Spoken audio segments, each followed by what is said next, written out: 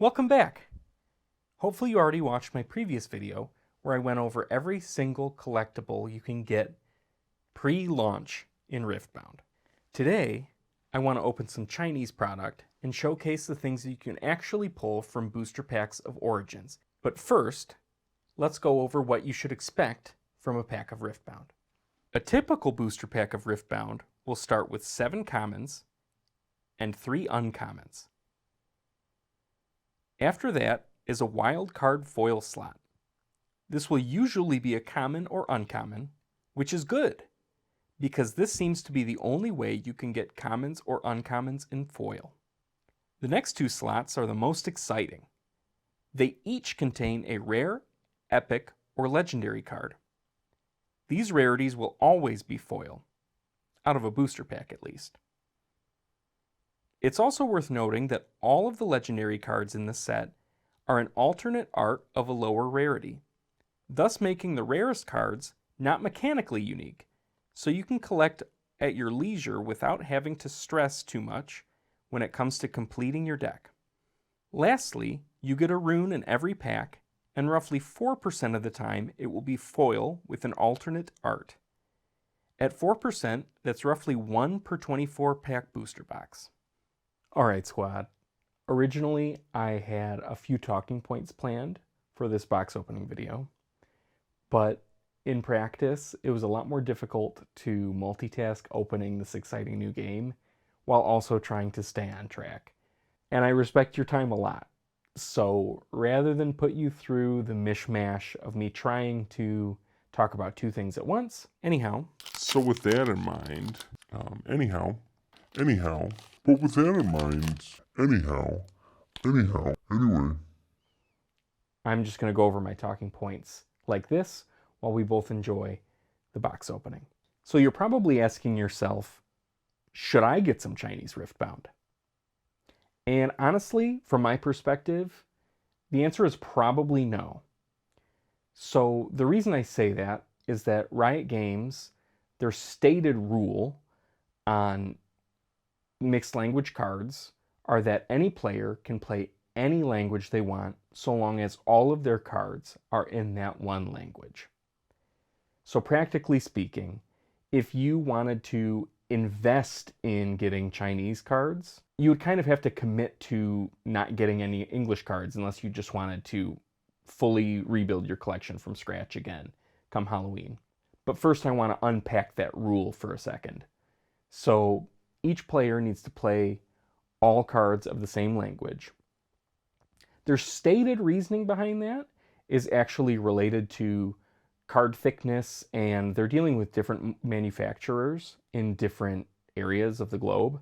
So they can't necessarily control if one card stock is thicker than the other. You know, if you're playing against somebody and they've got mixed language cards and they're shuffling their deck or they're feeling the top card of their deck, Riot definitely doesn't want to create opportunities for people to cheat by gaining knowledge about what the top card of their deck might be. And obviously I agree with that. Now that being said, as stated, you can poke some holes in that rule. So for starters, we have 2 different decks. We have our proper deck and we have our rune deck. Now, if each of those 2 decks are one language apiece, that shouldn't be an issue under that rule set. However, it is. So let's say you wanted to get all alternate foil runes, and the cheapest way to go about doing that would be to get Chinese runes. Well, you shuffle that deck on its own. You don't shuffle it with your main deck, so the card stock difference wouldn't really come into play here. Similarly, you have your legend and your chosen champion. Those cards don't get shuffled into your deck either. I mean, technically you could maybe recycle your chosen champion, but your legend just stays in play. You never shuffle that. So it really shouldn't matter what language that card is. But once again, under Riot's current rule, you're not allowed to play that as an alternate language. Now, just because I can poke holes in this rule doesn't mean I disagree with it.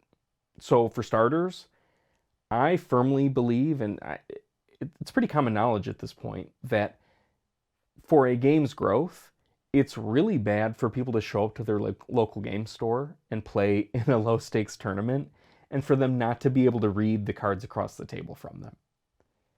Not everybody has an encyclopedic knowledge of every card in every game. And when you let people play alternate language cards, sure, sometimes people do it just because it's what they want to do. But sometimes people really do want to just sort of bully their opponent into feeling comfortable enough to call a judge if they have any questions.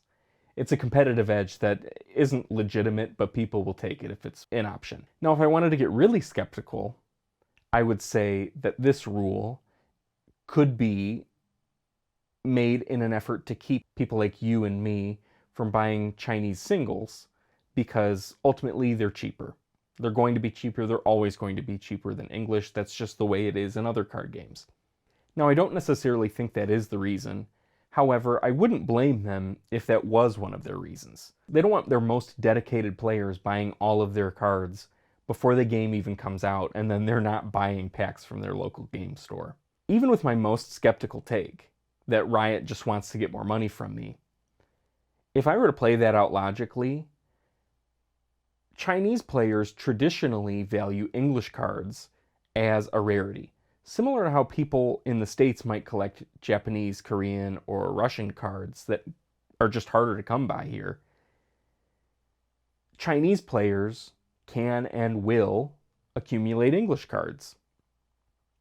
Now, if they have to jump through the hoops of getting all English cards, that'll deter most people from just buying English origins. So while I trust that Riot is rushing to get another wave printed or two, in the meantime, it could be really bad for the game if people from all over the globe were trying to accumulate English cards.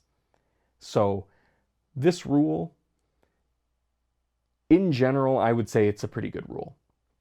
Now, that being said, I bought some Chinese cards, so why would I do that? Why would anybody do that? Well, for my purposes, first of all, I absolutely could not wait to open product. So I was going to buy some even if I couldn't use the cards. But my goal for the game is to accumulate an entire gauntlet of all of the playable decks. So basically one deck for each legend, so to speak. And with that in mind, I'm going to need duplicates of a lot of cards. Not just a playset of 3, but maybe 6 or 9 copies of a card. And so when I'm just playtesting or playing with my friends, it's not that big of a deal if my Darius is Chinese in my third deck that requires Darius in it. And as hard as product is going to be to get, I don't expect to be able to just get 9 copies of Darius or Red Kaisa. The more decks they're likely to be in, the more likely it is that people won't trade them to me at launch. So with that in mind, these Chinese cards are going to go to good use in my collection. So as I said at the top of this video, I wasn't super happy with the results from my first box opening video, and I could feel it while I was filming. So I took the opportunity to open the rest of my booster boxes when my friend came into town. He's actually the one who introduced me to League of Legends, so it was really fun, and I got to tell him a little bit about the game as we cracked packs and share some excitement. Now, that being said, you're still going to get to see what I opened, and I'll try to make it exciting in a similar way to a box opening, sort of revealing what cards I was able to get. But I also came to the conclusion that 4 boxes of Chinese product is equivalent to 2 boxes of English product. And that's how many boxes a lot of people are able to get their hands on. You know, at the store level, a lot of people can't get their hands on Riftbound, and Riot seems to be aiming to let people pre-order 2 booster boxes through them directly. I don't know if they'll reopen the process again, but Anyway, a lot of people will be getting approximately 2 boxes of product. And before I opened all of this, the prospect of that felt scary to me. An incomplete collection, unlikely to be able to build any decks, but you actually get a lot more good cards out of just a couple boxes than I ever would have realized. And so stay tuned for a future video where I go over the 2 boxes that I opened and I compare it to sort of an aggregate of tournament worthy deck lists collected through the Chinese events or through the Rift Lab tournaments. And I want to prove that you can probably find a tournament worthy deck, or at least be close to finishing a tournament winning deck with just a few boxes of Riftbound. I also want to really thank you for the support that you've all given me from my very first video. This whole thing is something I've wanted to do for a really long time, and I've just been terrified to take the plunge.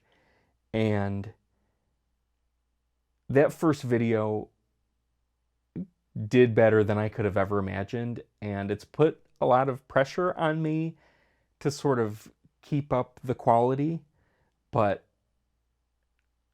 I'm really excited to just keep trying. I also have a video coming up about some of Lorcana's issues and if the new set helps solve some of them. I'm not just a Riftbound player, as you can see,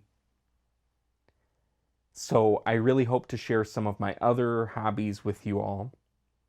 And my main goal is to make my interests interesting to you. Thank you very much for your time, and I'll see you in the next one.